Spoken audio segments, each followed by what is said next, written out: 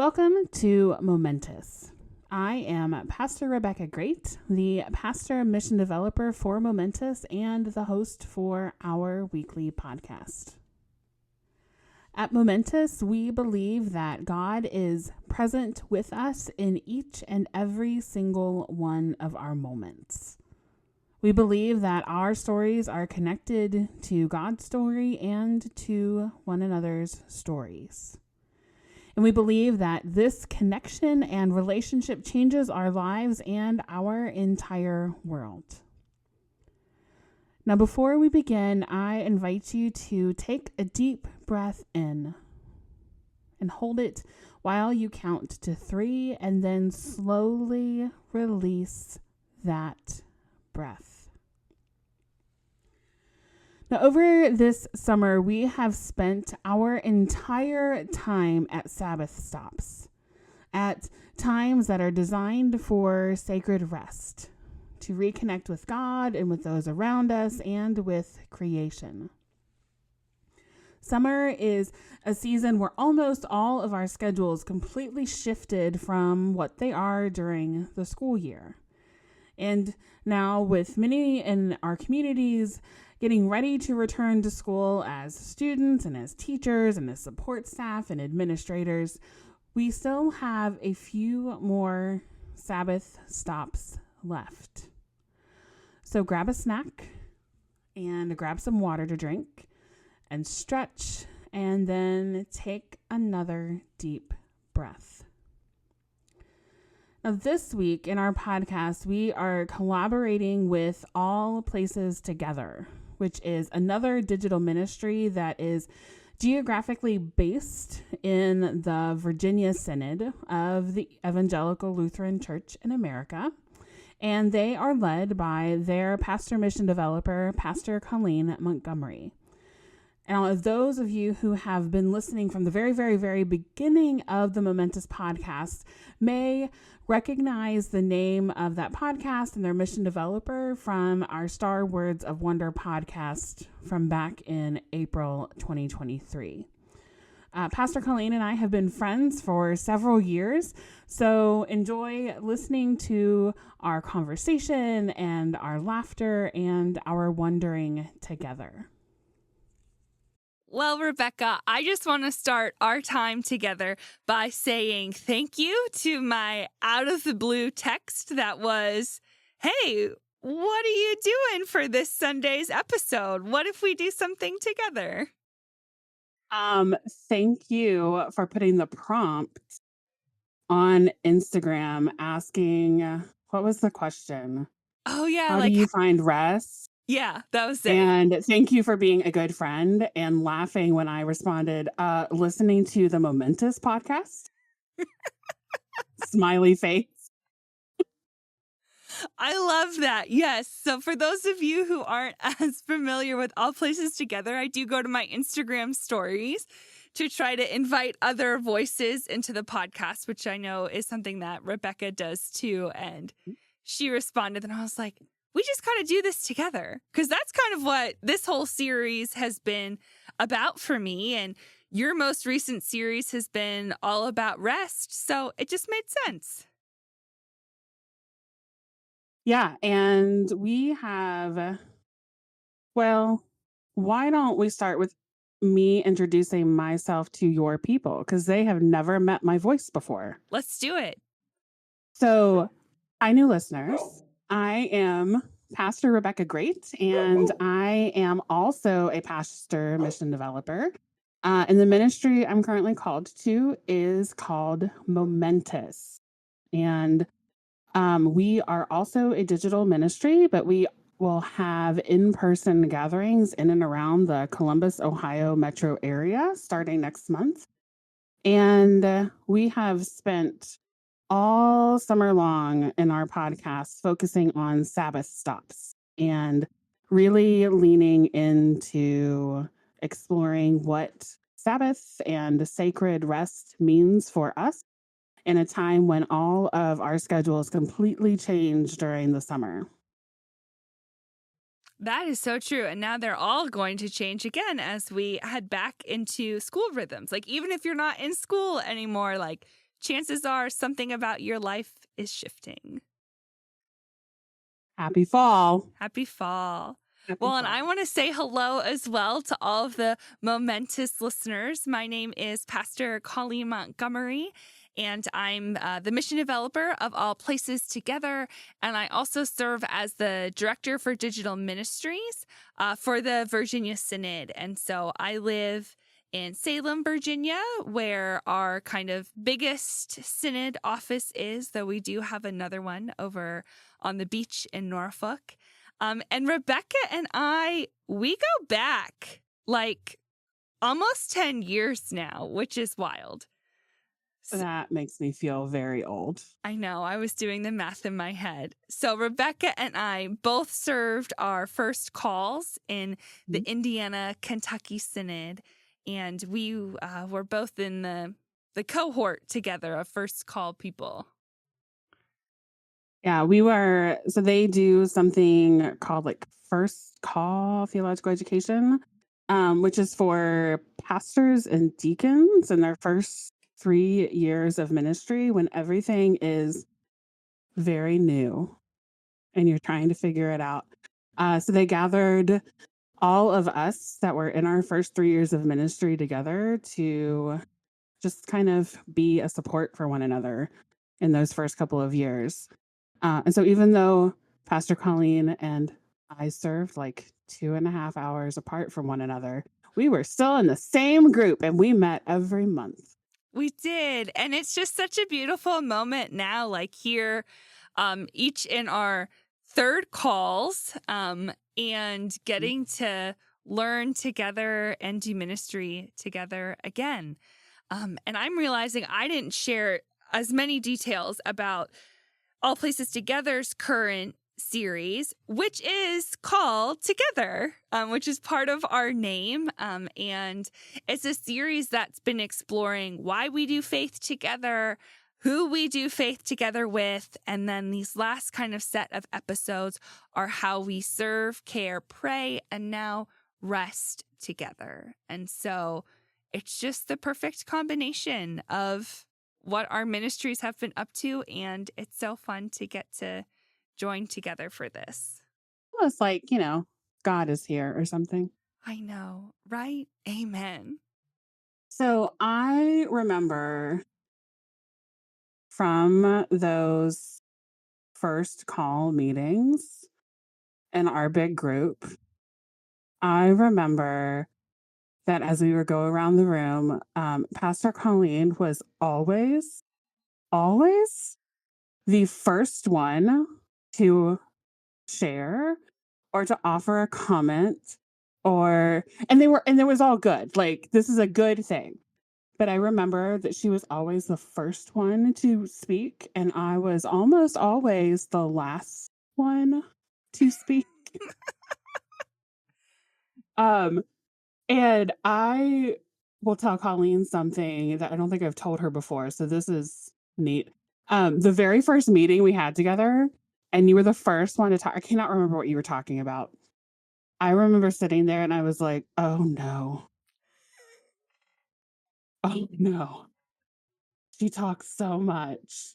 And now we're like best friends. So opposite personalities can come together and get along really, really well. But I just remember that first meeting.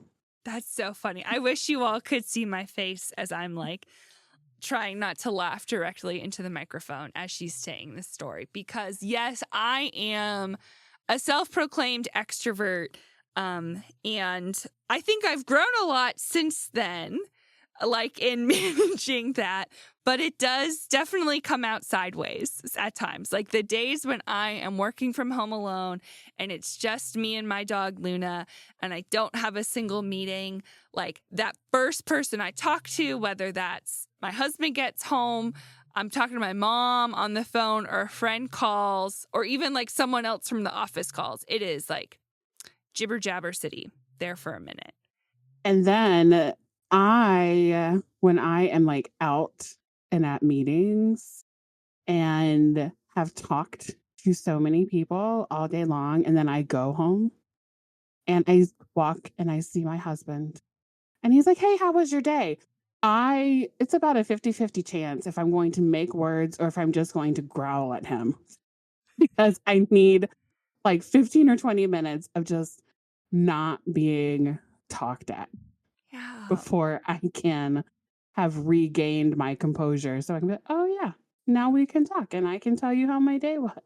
Yeah. And we were both kind of like so tickled by the difference that we have and how that connects to like how we seek the rest that we need. And so just we thought it would be so fun to be able to explore that from our different perspectives.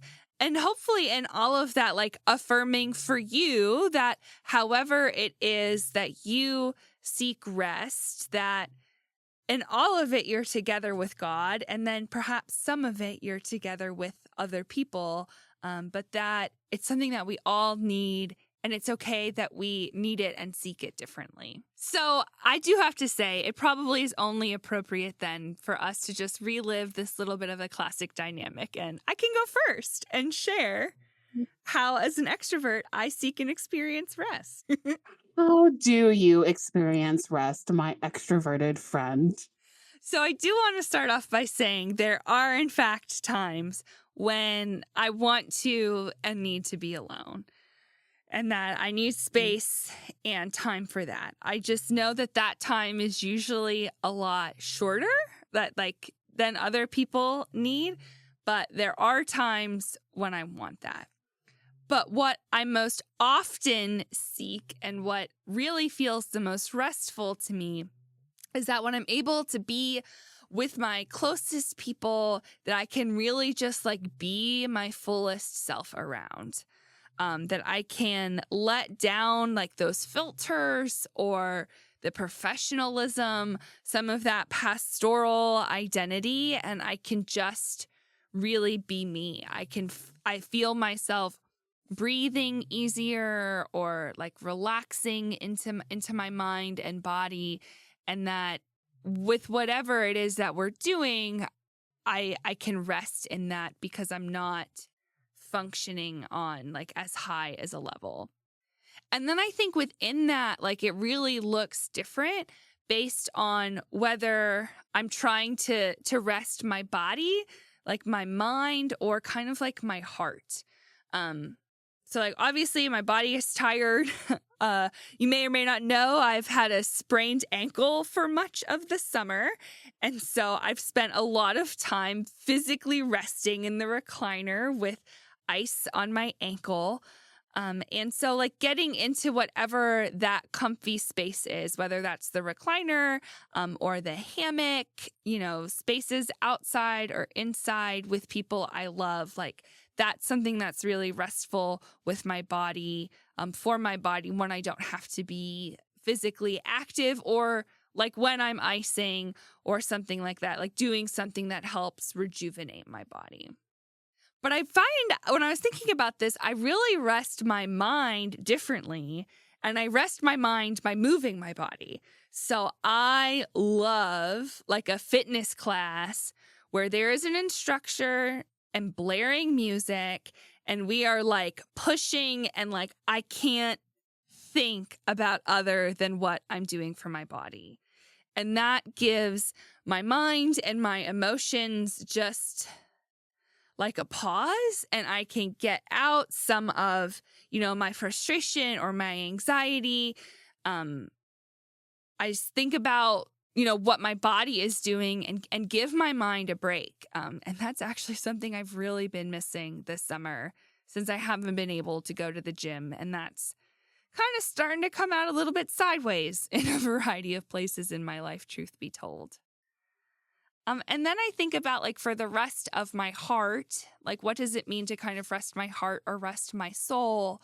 That could be in places, like with worship or really vulnerable conversations, with friends. But also I think taking in like really beautiful stories, like reading and listening to books is something that's really important to me, or like taking in beauty, whether that's beauty in nature or art or music, those types of things that really like feed feed my heart and fuel my soul, because so much of my work is like a creative output. I really feel like I need to like tend my heart in that way. And I think of all of these things, and sometimes like in this world, and maybe this is something that you, Pastor Rebecca, or others will relate to as well, is like sometimes you have to like prepare to rest and you have to, Yes. right? Like you have to do work in order to be able to rest, whether that's like have a full day off where you don't have to do anything, or even have like restful mornings or evenings, afternoons, like depending on what your life likes. And I actually think that there's biblical precedent for this. I was thinking about the story in Exodus where they're in the wilderness and God gives them the directions for the manna and the quail that are going to come each day. And they're to pick it up. Oh, yeah. Yeah, they're going to pick it up, right, every day. And they're only supposed to take what's good for that day. But the day before the Sabbath, they collect double. And so, like, this idea, this teaching of before you rest, you do the things that you need to prepare, like, so that you can rest well and, like, lean into that Sabbath time afterwards. And this is something that, like, our Orthodox Jewish siblings do really well, actually, as they prepare for Sabbath every week. And so, preparing, I mean, whether that's like food prep or doing chores or scheduling the time to be with friends or making that appointment at the gym, like investing the time in the work that it takes so that when it's time to rest, I can do that with the people that I love or God and just me. So next week, I am currently scheduled to be on vacation, which is amazing. And I am so excited. But that means this week is chaos, Right? right? Because everything for this week has to be done and everything for next week. Yes. And so I really resonate with sometimes you have to prepare fully so that you are able to rest. Yeah. So I find rest in completely different ways. Because all of your wanting to be around people to find rest makes me exhausted thinking about it. I appreciate your vulnerability and honesty. Yes. I very often will find Sabbath or rest or reconnecting with God by retreating away from things or from people. Like I move to places where I am confident it will be quieter than whatever setting I was just in. And so that might mean if I am in a gathering of like 100 people that I move to a smaller conversation where it's just 3 or 4 of us.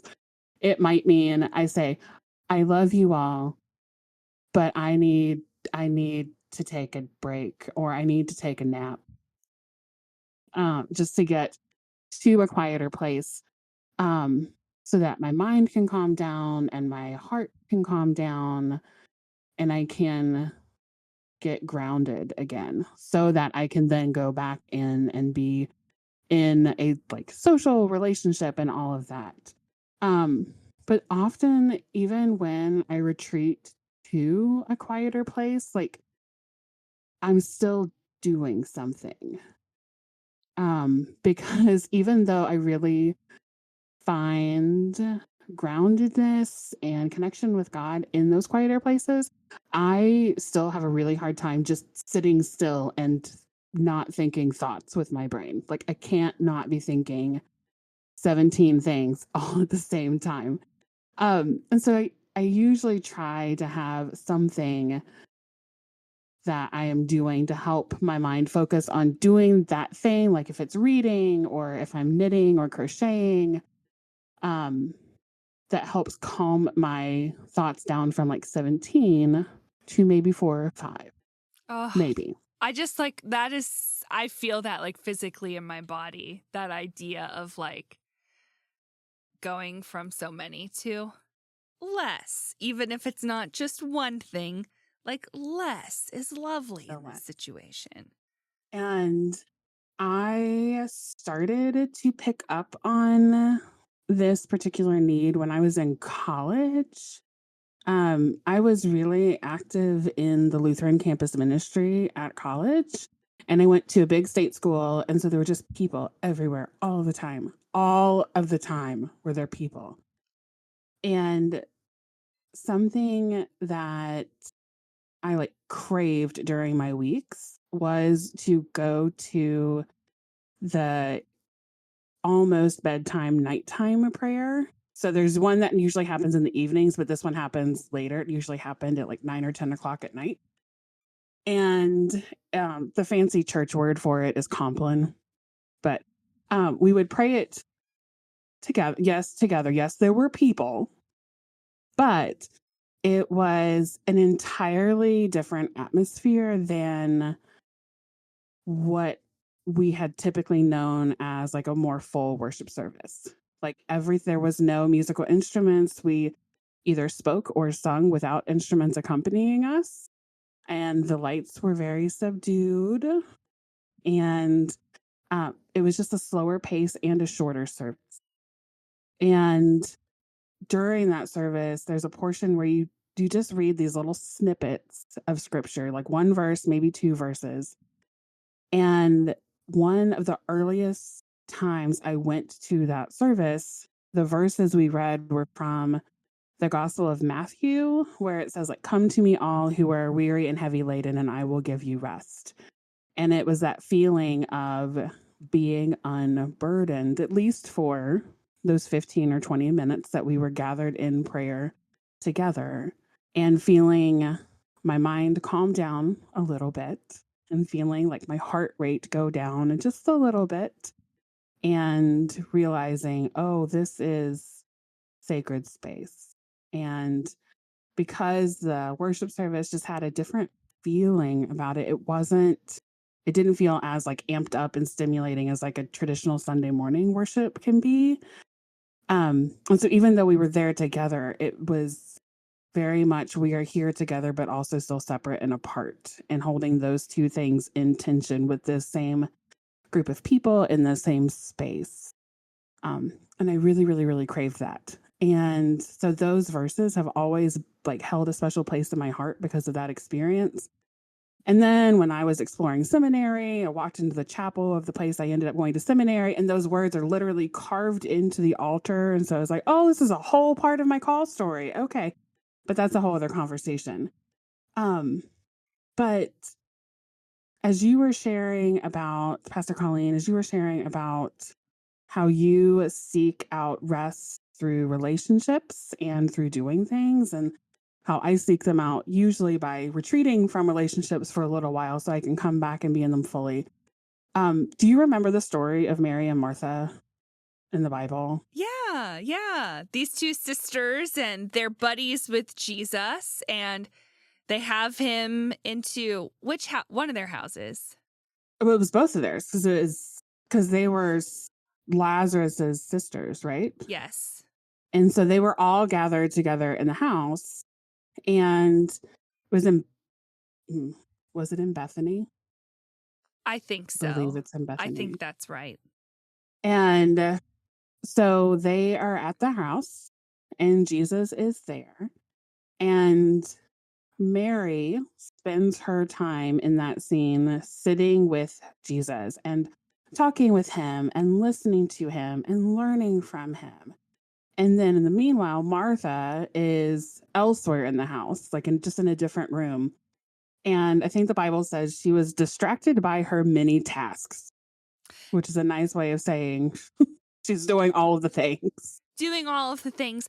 And I think I read somewhere, I don't know the citation off the top of my head, that like it's actually closer to like doing, that it's connected to like the serving and like doing ministry. So it's not that she was just like putzing or getting caught up in like frivolous things that didn't matter. Like she was doing this interpretation says like she was doing things for ministry, like for the work that Jesus was doing. And that could have been cooking a meal.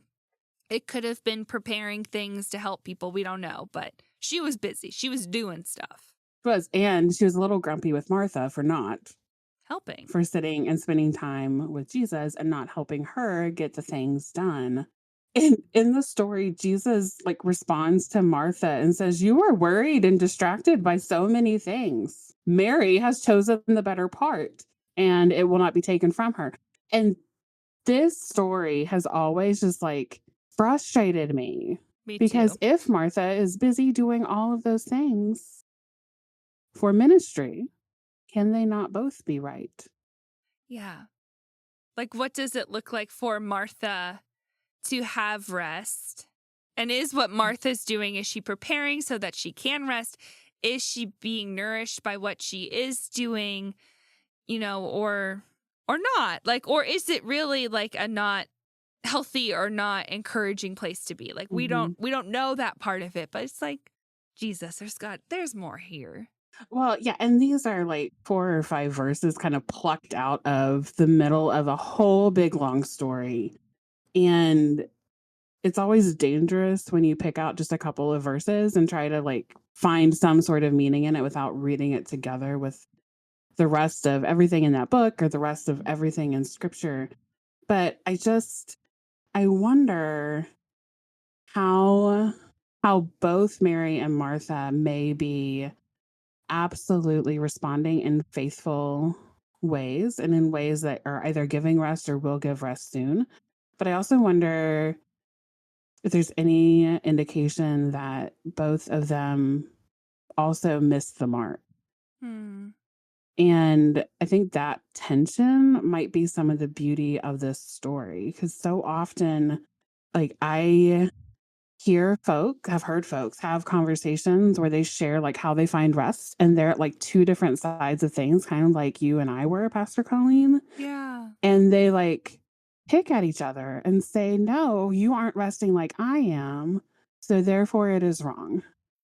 Or "I'm not resting like you. So then therefore what I'm doing is wrong." And then that shame monster sneaks in.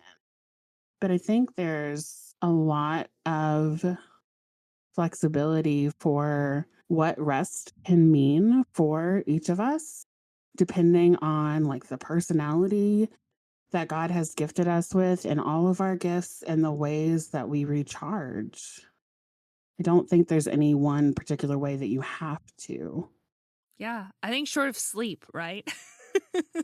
Yes, please sleep. Please sleep. Please sleep. Yeah, but I think I love this conversation because I think it can help us grow our capacity for understanding one another better, and trying to create space for the people in our lives, whether that's, a spouse, a roommate, another family member that you live with, people in your work circles.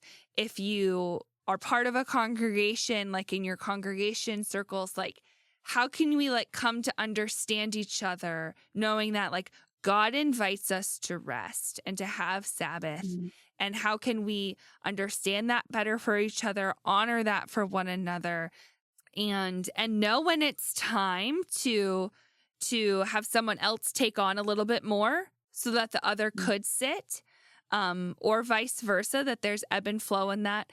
And then when you just full on everybody rests, like I know the people at Momentous have talked about the story of Jubilee this summer, which is a story from Leviticus, and it never happened, but it was this hope that all of the people and all of the creatures and the land itself that the Israelites tended, that all of it could have this year to rest, and that there was particular types of like freedom and liberation that came with that.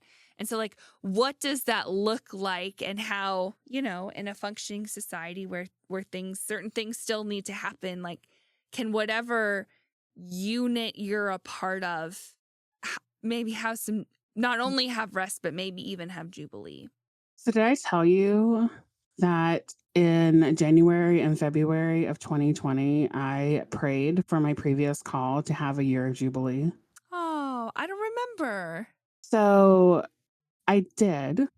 And it was such an active, and it still is, such an active, busy, thriving congregation. Like every day had like 2 or 3 different groups meeting. Every night had different things happening at the church. Really amazing ministry happening there.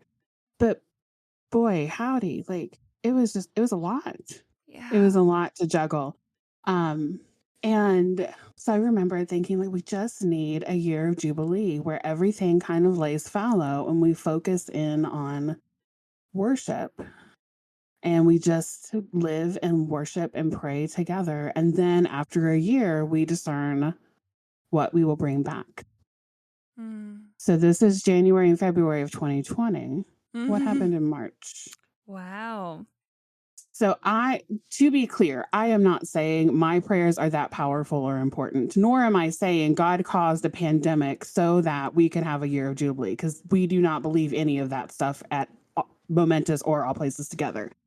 But it was a fascinating timeline of what do we do whenever things do lie fallow, and realizing that that particular kind of Jubilee in that particular situation resulted in more work. And that's because we didn't have the time to prepare for it. It just kind of happened pretty suddenly.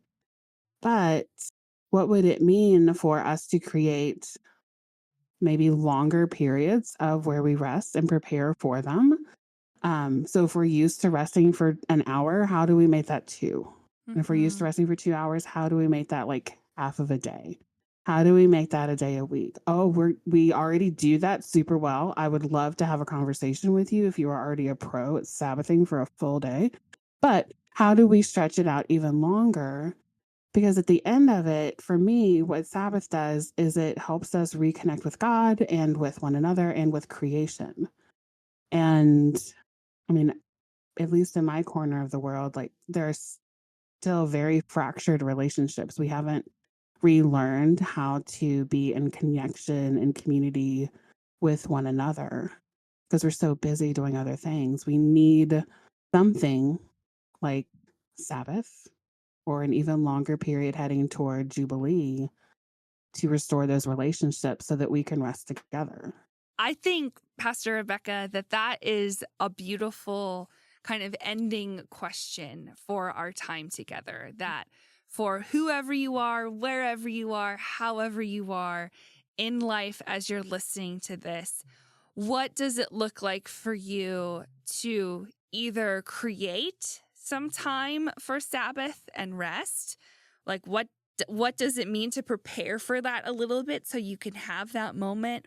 Or how can you increase that? And this is likely going to come with conversations with the people that you live with in your inner circle to kind of make that happen.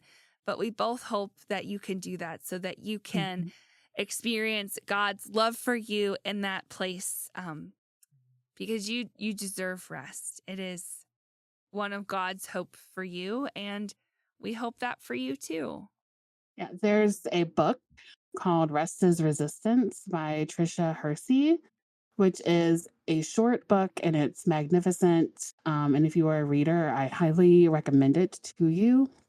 And in that book, she says, I believe this is a direct quote, but it's very close if it's not, that you are worthy of rest simply because you are alive. And I think that lines up with God's command for us to rest, being in the commandments and being built in as part of creation. And I think that's good news. I think so too. Well, thank you again, Rebecca, for this time together to collaborate and bring our communities together so that hopefully we can all rest better. Yeah. Thank you, Pastor Colleen, for making time to record and sending a last-minute text message to this introvert friend of yours.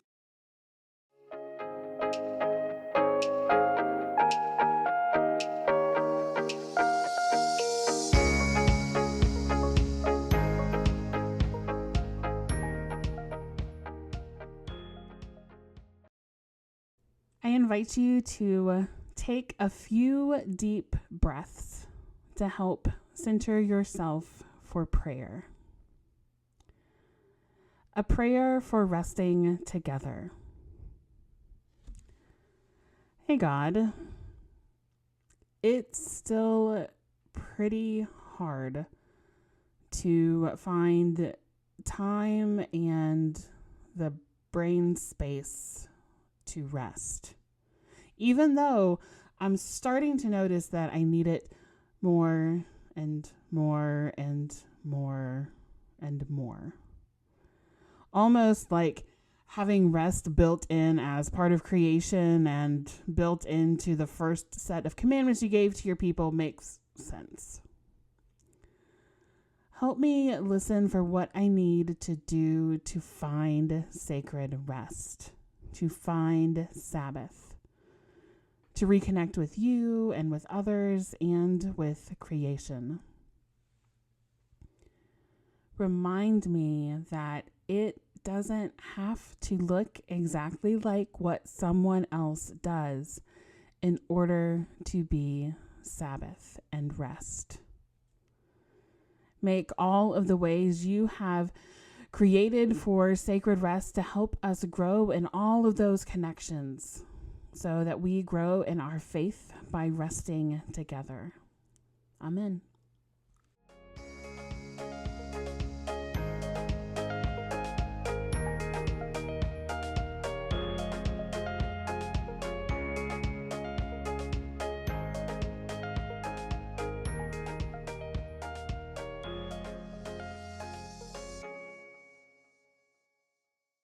Thank you for joining us for our weekly moment to us. And thank you, Pastor Colleen, for joining us along with All Places Together.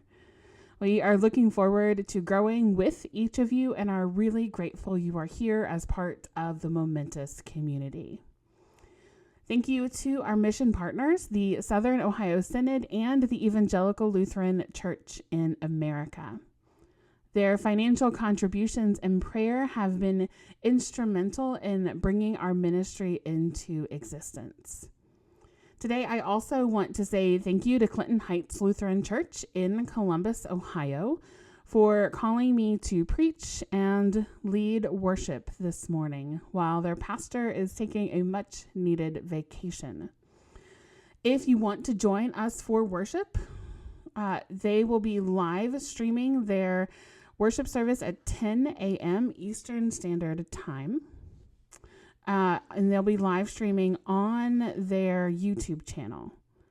And I've direct linked that YouTube channel in the transcript for this podcast episode on our website.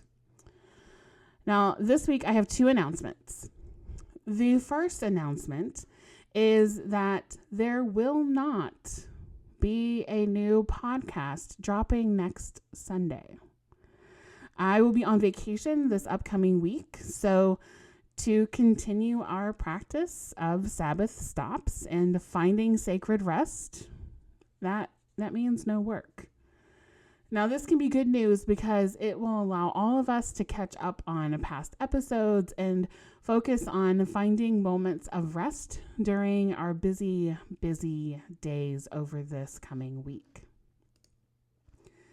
Now, the second announcement, the big announcement for this week, is that our first in-person gathering will be on Saturday, September 23rd, 2023. We are going to gather at 10 a.m. Eastern Standard Time at Charmar Ridge Park in Westerville, Ohio, for One Step at a Time. We will gather in the parking lot for some quick introductions and a short devotion before hiking. Now, the trail is well maintained and it's relatively flat, but make sure you come prepared for path hiking, not paved road hiking. And then after our hike, we will gather to pray for one another before we head on to the rest of our Saturday schedules. Now, there's a little bit more information to come over the next few weeks, but make sure to save the date for this in-person gathering and get ready for a few more to be announced for this fall. If you would like to support the ministry of Momentous, engaging with us online on our social media platforms is one way you can do that.